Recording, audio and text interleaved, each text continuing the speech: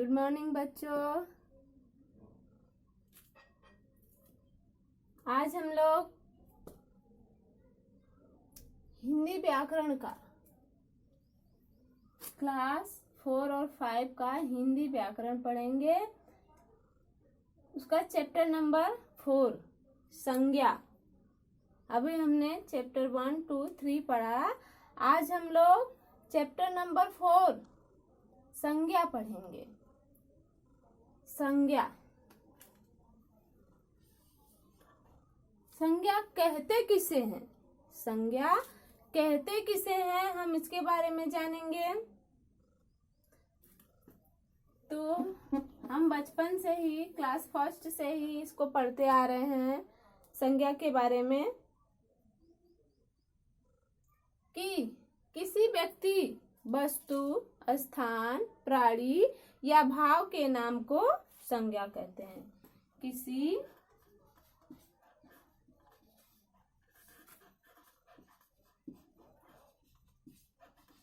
व्यक्ति,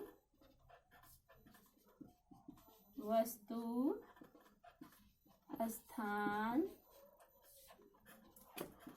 प्राणी या भाव के नाम को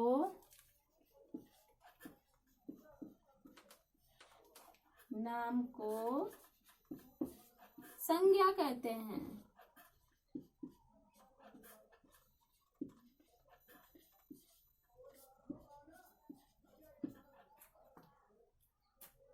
संज्ञा किसे कहते हैं?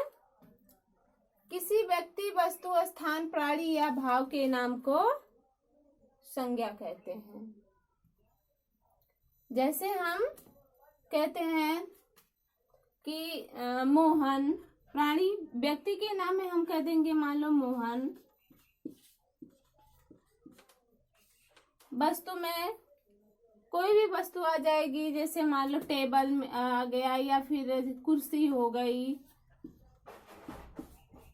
कुर्सी वस्तु हो गई। स्थान आगरा, प्राणी गाय।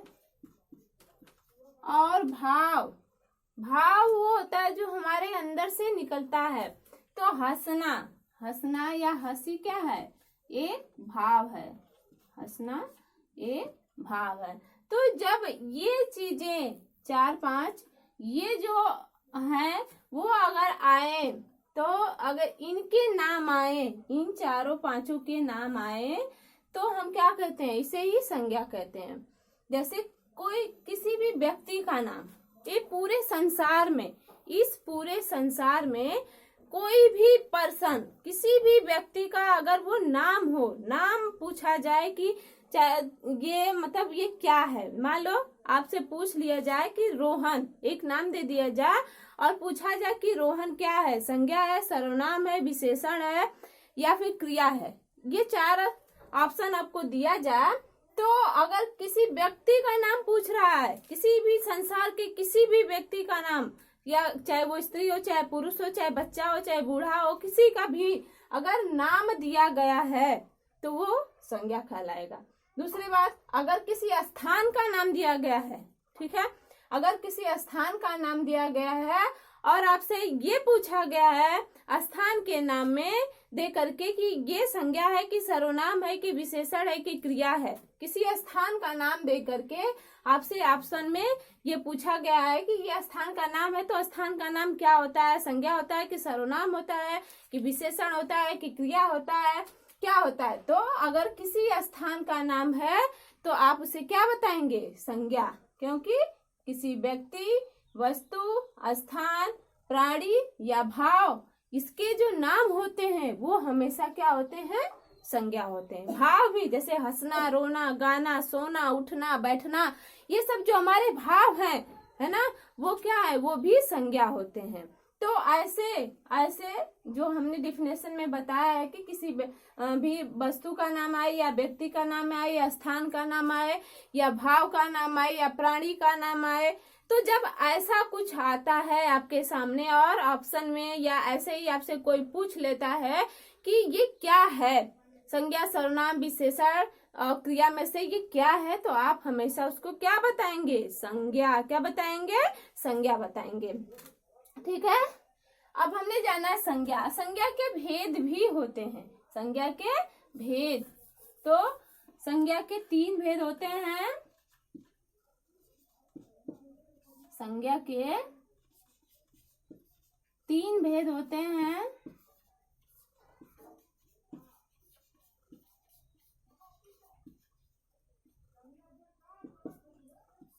तीन भेद होते हैं। कौन कौन से?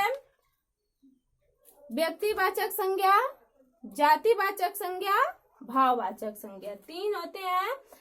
कौन सा? एक बार फिर ध्यान से सुनिए आप लोग। व्यक्तिवाचक संज्ञा, जातिवाचक संज्ञा और भाववाचक संज्ञा। तो हम सबसे पहले पढ़ेंगे व्यक्तिवाचक संज्ञा। सबसे पहले क्या पढ़ेंगे? व्यक्तिवाचक संज्ञा के बारे में पढ़ेंगे कि व्यक्तिवाचक संज्ञा क्या होती है। तो जानिए व्यक्तिवाचक।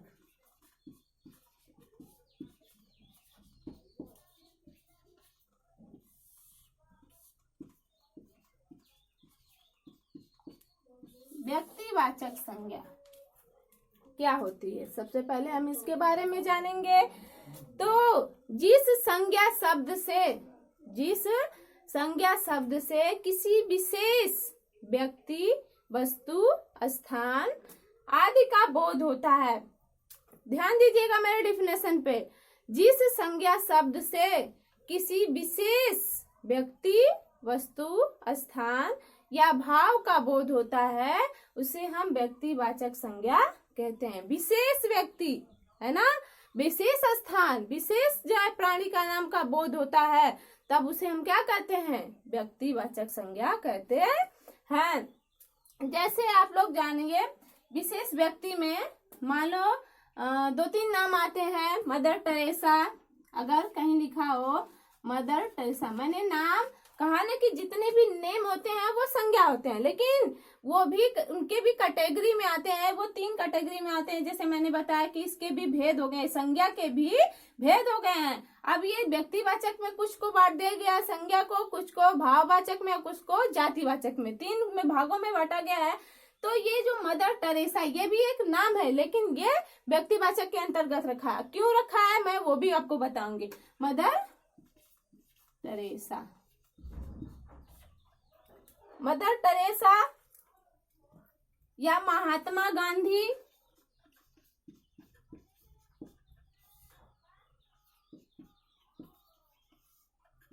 महात्मा गांधी या फिर पंडित जवाहरलाल नेहरू या भगत सिंह, सुभाष चंद्र बोस।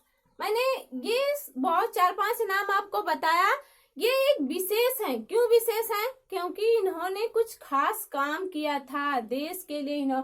मदर टेरेसा ने समाज सेवा किया था। महात्मा गांधी ने देश को आजाद कराने में एक महत्वपूर्ण भूमिका निभाई थी। सुभाष चंद्र बोस ने जो है क्रांतिकारी जो है बहुत सारे ऐसे काम किए थे जिससे हमारा देश आजाद हुआ। भगत सिंह जो है उन्होंने हमारे देश को आजाद कराने में एक महत्वपूर्ण भूमिका निभाई थी। तो ये जो नाम है, नाम तो बहुत है, इस संसार में बहुत सारे प्राणी हैं, लेकिन व्यक्ति है, प्राणी है, वस्तु बहुत सारे, सब कुछ है, लेकिन कुछ चीजें ऐसी होती हैं जो बहुत खास हो जाती हैं, बहुत विशेष हो जाती हैं, तो उसे जो है व्यक्तिवाचक संज्ञा के अंतर्गत रखा जाता है। मैंने अभी व्यक्ति के नाम बताया। अब कोई स्थान भी ऐसा होता है, जैसे मान लो स्थान में जैसे आगरा हुआ, तो आगरा क्यों फेमस हो गया? ये एक विशेष स्थान क्यों बन गया है? क्योंकि यहाँ पर ताजमहल है। यहाँ पर जो है ताजमहल जो है देश हमारे विश्व के 7वें अजूबे में इसको जाना जाता है, तो इसलिए ये खास हो गया है। तो इस जैसे मान लो दिल्ली है, दिल्ली हमारी जो है राजधानी भी है। उसके बाद में यहाँ पर जो है वो बहुत सारे किले हैं, लाल किला है, इंडिया गेट है। तो ये इसलिए दिल्ली भी बहुत हमारे लिए विशेष हो गया है। हम दिल्ली का नाम सुनते ही ये सारी चीजें हमारे सामने उभर कर आती हैं, तो इसलिए इसको व्यक्तिवाचक संज्ञा में रखा गया है। तो अब समझ में आपको कि क्यों व्यक्तिवाचक संज्ञा में इन सारी चीजों को रखा गया है? क्योंकि व्यक्तिवाचक संज्ञा के अंतर्गत कुछ विशेष संज्ञाओं को रखा गया या कुछ विशेष चीजों को रखा जाता है। अब उसमें विशेष व्यक्ति का नाम आ जाएगा, विशेष वस्तु का, स्थान का, प्राणी का। जैसे मान लो टाइगर हुआ, चीता। चीता को हम अगर यहाँ लिखेंगे तो चीता से हम जानते हैं कि हमारा राष्ट्रीय पशु है, बाघ। तो इस तरह से जो है विशेष के अंतर्गत आता है। जो संज्ञा शब्द किसी विशेष व्यक्ति, वस्तु, स्थान या भाव का बोध कराता है तो उसे हम व्यक्तिवाचक संज्ञा कहते हैं। अब दूसरा ये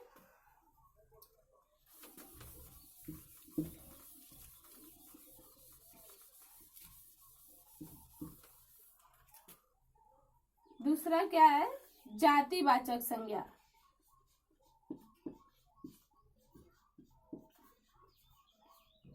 जातिवाचक संज्ञा। अभी हमने पढ़ा व्यक्तिवाचक संज्ञा, अब दूसरा पढ़ेंगे जातिवाचक संज्ञा। जातिवाचक संज्ञा क्या होती है? जिस संज्ञा शब्द से किसी भी व्यक्ति, वस्तु या फिर प्राणी के संपूर्ण जाति का बोध होता है, उसे हम जातिवाचक संज्ञा कहते हैं, है ना। जिस संज्ञा शब्द से एक ही जाति के संपूर्ण चीजों का पता चले तो उसे हम क्या कहते हैं, जातिवाचक संज्ञा कहते हैं। जैसे हम आपको बताएं, मान लो अगर हमने शेर कहा यहाँ पर, तो शेर से शेर के संपूर्ण जाति का बोध होता है। मैंने यहाँ कुत्ता कहा तो कुत्ता से उसके संपूर्ण कुत्ता जाति, यानी ये कुत्ते के लिए ही ये नहीं कहा गया। जैसे मैंने यहाँ पर मदर टेरेसा बताया, तो मदर टेरेसा व्यक्तिवाचक में मैंने आपको मदर टेरेसा बताया, तो मदर टेरेसा के नाम से हमें सिर्फ मदर टेरेसा का ही बोध होता है कि एक मदर टेरेसा थी जो कि बहुत ही समाज सेवा किया करती थी, लोगों की सहायता किया करती थी। हमारे सामने मदर टेरेसा का चेहरा उभर करके सामने आता है। लेकिन अगर हम शेर कहते हैं, तो शेर से जातिवाचक संज्ञा में अगर हम शेर कहते हैं तो शेर से हमारे सामने सिर्फ एक ही शेर का फेस नहीं आता है, शेर से संपूर्ण शेर का बोध होता है। यानी जितने भी शेर हैं सारे शेर के ही कैटेगरी में आएंगे, न कि एक शेर। ठीक है। अगर हम कुत्ता कहते हैं तो कुत्ता जाति के जितने भी संपूर्ण कुत्ता होंगे सबको हम कुत्ते के ही कैटेगरी में रखेंगे, न कि कुछ कुत्तों को। ठीक है ना। उसी तरह से करें, जैसे मान लो किताब है, अगर हम किताब कह रहे हैं तो किताब के अंतर्गत जितनी भी किताबें आती हैं, इस किताब वस्तु है उसके संपूर्ण जाति का बोध होता है। या हम स्त्री कहते हैं, औरत कहते हैं, तो किसी एक औरत का बोध नहीं होता है, औरत से संपूर्ण औरत जाति का बोध होता है। पुरुष कहते हैं तो संपूर्ण पुरुष जाति का बोध होता है। तो जो जातिवाचक संज्ञा है उसमें क्या होता है कि अगर हम उसके किसी एक प्राणी का नाम लेते हैं तो उसे, या किसी एक वस्तु का नाम लेते हैं तो उसे उसके संपूर्ण जाति का बोध होता है। हम शेर कहे तो शेर से उसके संपूर्ण जाति का, कुत्ता से उसके संपूर्ण जाति का बोध होता है, क्योंकि हम यहाँ पे उसकी जाति बताते हैं कि ये शेर जो है ये एक प्रकार का जीव है, कुत्ता एक प्रकार का जीव है, जो इसके अंतर्गत सारे लोग आएंगे। कुत्ता की जो जितनी भी प्रजाति है वो सारी आएगी। अब तीसरा, भाववाचक संज्ञा।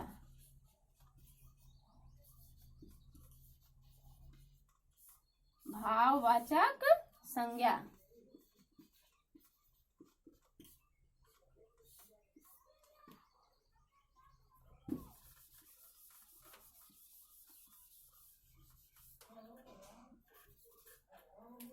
भाववाचक संज्ञा क्या होती है? देखिए, जिस संज्ञा शब्द से किसी व्यक्ति या वस्तु के गुण दोष या भाव का पता चलता है, उसे हम भाववाचक संज्ञा कहते हैं। एक बार फिर ध्यान से सुनिए। जिस संज्ञा शब्द से किसी व्यक्ति वस्तु के गुण दोष या भाव का पता चलता है, उसे हम भाववाचक संज्ञा कहते हैं। जैसे मान लो हम यहाँ पर ईमानदारी लिख रहे हैं, ईमानदारी, ये जो ईमानदारी शब्द है ये किसी व्यक्ति के गुण का, इससे ईमानदारी शब्द से किसी व्यक्ति के गुण का पता चलता है कि ईमानदार है, वो लड़का बहुत ईमानदार है या वह व्यक्ति बहुत ईमानदार है, ये हमें इससे पता चलता है। ईमानदारी शब्द से उसके गुण का बोध होता है, क्योंकि ये हमारे अंदर हो गया कि ईमानदार शब्द किसी गुण के लिए विशेष हो गया, ठीक है। उसी तरह से अगर हम चोरी कहें, चोरी करना, तो ये क्या होता है? चोरी करना ये एक दोष है, किसी व्यक्ति के दोष के बारे में पता चल रहा है कि चोरी करना एक बुरा काम है या एक दोष है, ये अच्छा काम नहीं है। तो ये एक भाव है, चोरी करना एक दोष का, ठीक है। ईमानदारी एक अच्छा भाव प्रकट की। या उसी तरह से हंसना क्या है? या रोना, दुखी होना, ठीक है ना। मान लो हम यहाँ दुखी होना है तो हमें ये दिखता नहीं। देखो भाववाचक संज्ञा में हमें सिर्फ उसके हाव भाव से वो संज्ञा का पहचान, भाववाचक संज्ञा का पहचान उसके हाव भाव से होता है, न कि वो सामने। जैसे अगर जातिवाचक संज्ञा में हम शेर कह रहे हैं तो शेर को हम प्रत्यक्ष देख सकते हैं कि यही शेर है, या हम कुत्ता कहते हैं तो कुत्ता को हम प्रत्यक्ष देख सकते हैं कि ये कुत्ता है। लेकिन भाववाचक संज्ञा में अगर हम ईमानदारी कहते हैं तो ईमानदारी निकल करके हमें सामने नहीं दिखाई देती है, बल्कि ये जो ईमानदारी शब्द है वो उस व्यक्ति के हाव भाव से पता चलता है कि यह व्यक्ति ईमानदार है। अगर कोई चीज गिरी हुई है या कोई चीज हमारी चीज जो गिर गई, अगर कोई हमें ला करके वापस लौटा देता है तो उसके इस भाव से हमें ये पता चलता है कि यह व्यक्ति बहुत ईमानदार है।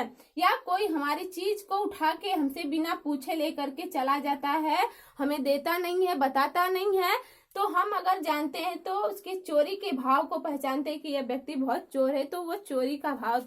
या फिर जैसे दुखी होना शब्द है तो ये दुखी होना हमें कुछ चीज सामने आकर के नहीं दिखती है कि यही दुखी होना है। हमारे भाव से, हमारे फेस के भाव से ये बात पता चलती है कि दुखी होना, जो हमारे फेस पे ये भाव प्रकट होता है, तब हमें दिख रहा है कि यह व्यक्ति दुखी है। या खुश होना, वो भी हमारे फेस से एक भाव उत्पन्न होता है कि यह व्यक्ति खुश है, ठीक है ना। तो भाववाचक संज्ञा में से या ऐसे संज्ञा शब्द होते हैं जिससे कि किसी व्यक्ति के गुण दोष या भाव का पता चलता है, ठीक है। हमने तीनों संज्ञाएं पढ़ ली, व्यक्तिवाचक संज्ञा, जातिवाचक संज्ञा और भाववाचक संज्ञा। मैं इसको एक बार फिर दोहरा दे रही हूँ तीनों की डिफिनेशन को। जैसे व्यक्तिवाचक संज्ञा किसे कहते हैं? तो जिस संज्ञा शब्द से किसी विशेष व्यक्ति, वस्तु, स्थान या प्राणी या भाव का बोध होता है, उसे हम व्यक्तिवाचक संज्ञा कहते हैं। दूसरा जातिवाचक संज्ञा है। तो जातिवाचक संज्ञा में जिस संज्ञा शब्द से किसी भी व्यक्ति, वस्तु के संपूर्ण जाति का बोध होता है, उसे हम जातिवाचक संज्ञा कहते हैं। और तीसरा है भाववाचक संज्ञा। तो जिस संज्ञा शब्द से किसी व्यक्ति या वस्तु या प्राणी के उसके गुण दोष या उसके हाव भाव का पता चलता है, उसे हम भाववाचक संज्ञा कहते हैं, ठीक है ना। तीनों संज्ञाएं आपने पढ़ ली। अब क्या होता है कि जैसे ये जातिवाचक संज्ञा है तो उसको हम क्या करते हैं कि इसको भाववाचक में भी बदल देते हैं। या व्यक्तिवाचक संज्ञा है तो उसको हम जातिवाचक संज्ञा में भी चेंज कर देते हैं। तो उसे अब हम जैसे बताएंगे कि कैसे आप उसको चेंज करते हैं। मान लो हम जातिवाचक को कैसे भाववाचक में चेंज करते हैं।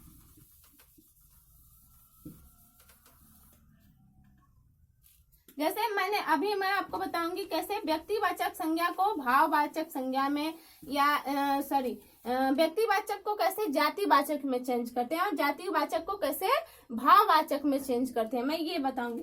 तो मान लो यहाँ पे व्यक्तिवाचक संज्ञा मैं लिख रही हूँ,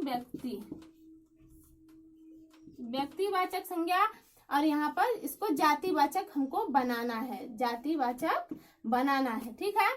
तो व्यक्तिवाचक संज्ञा में हम मान लो गांधी जी का, क्योंकि व्यक्तिवाचक में किसी विशेष व्यक्ति वस्तु का बोध होता है, तो व्यक्तिवाचक में अगर हम गांधी लिख दे रहे हैं, गांधी जी के लिख दे रहे हैं, तो गांधी शब्द से, ठीक है ना, अगर हम गांधी लिख रहे हैं तो अगर इसको हम जातिवाचक बनाएं, क्योंकि यहाँ पे अगर हम गांधी जी लिख रहे हैं या महात्मा गांधी लिख रहे हैं तो सिर्फ महात्मा गांधी जी के बारे में ही बोध होता है, लेकिन अगर इसको जातिवाचक बनाना है तो हम क्या करेंगे, जैसे गांधीवादी यहाँ पे लिख देंगे, यहाँ पर हम लिख देंगे गांधीवादियों, गांधीवादियों लिख दिए। तो ये ऐसा मतलब कि गांधी परिवार से या गांधी को मानने वाले जितने भी लोग हैं ये गांधीवादियों के अंतर्गत आएंगे, यानी ये जातिवाद में आ गए, यानी ये गांधी जाति हो गई, ठीक है ना। जितने भी गांधियों, अगर हम गांधियों कह दे रहे हैं या तो ये क्या हो जाता है, गांधीवादियों कह देते हैं। गांधी जी को फॉलो करने वाले जितने भी लोग या गांधी जाति से रिलेटेड जितने भी लोग होंगे वो गांधीवादी न्यू के अंतर्गत आएंगे। तो ये एक गांधी जाति बन गई, ठीक है ना, ये एक जाति बन जाती है। और अगर हम सिर्फ गांधी जी कहते हैं तो ये एक सिर्फ एक व्यक्ति के लिए बोध होता है, तो ये व्यक्तिवाचक होता है। उसी तरह से अगर यहाँ पर जातिवाचक को भाववाचक में बनाना है, जातिवाचक को भाववाचक में बनाना है,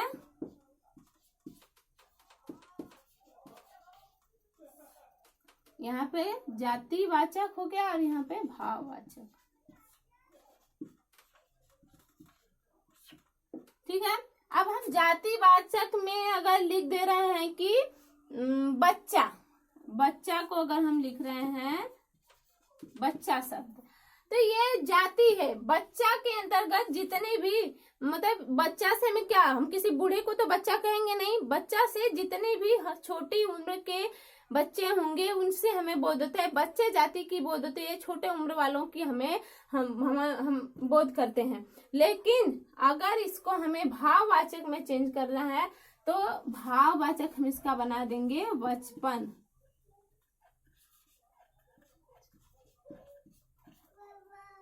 बचपन, ठीक है ना, हम इसका बचपन बना देंगे। तो ये जो बचपन शब्द है, बच्चा से तो हमें बच्चे का पता चल रहा है कि ये बच्चा है ना, लेकिन अगर हम बचपन शब्द बना दे रहे हैं तो बचपन क्या है, एक भाव है ना, बच्चे के अंदर से निकलता हुआ एक भाव है, ये बच्चा है। बच्चा, हम किसी भी बच्चे को, छोटे बच्चे को हम पहचानते कि एक बच्चा है, लेकिन बचपन क्या है, एक भाव है। जैसे छोटे खेलना कूदना शरारतें करना, ये क्या है, हम कहते हैं कि अरे बच्चे का बचपन। तो बचपन देखने को नहीं दिखाई देता है, लेकिन बच्चे के हाव भाव से हमें ये बचपन शब्द का बोध होता है। तो हम जातिवाचक से भाववाचक इस तरह से बनाते हैं। जैसे बूढ़ा शब्द है, ठीक है, बूढ़ा शब्द है तो हम बुढ़ापा यहाँ लिख देंगे। तो बूढ़ा तो दिखता है कि जिसकी उम्र ढल गई हो, जिसकी उम्र ढल गई हो, ज्यादा हो गई हो, तो हम उसे क्या कहेंगे, बूढ़ा शब्द कहेंगे। लेकिन अगर बुढ़ापा शब्द है तो ये बुढ़ापा शब्द क्या है, वो उस बूढ़े व्यक्ति का बुढ़ापा जो है एक भाव है, जिससे वो चल फिर नहीं सकता है, दूसरे के सहारे पे हो जाता है, तब वो एक बुढ़ापा दिखता है, वो एक भाव है। समझ में आया आप लोगों को? आज की वीडियो में बस इतना ही, आपका चैप्टर खत्म हो गया। आप एक बार बुक को अपने से रीड कर लेंगे, ये लेसन पूरा समझ में आ जाएगा।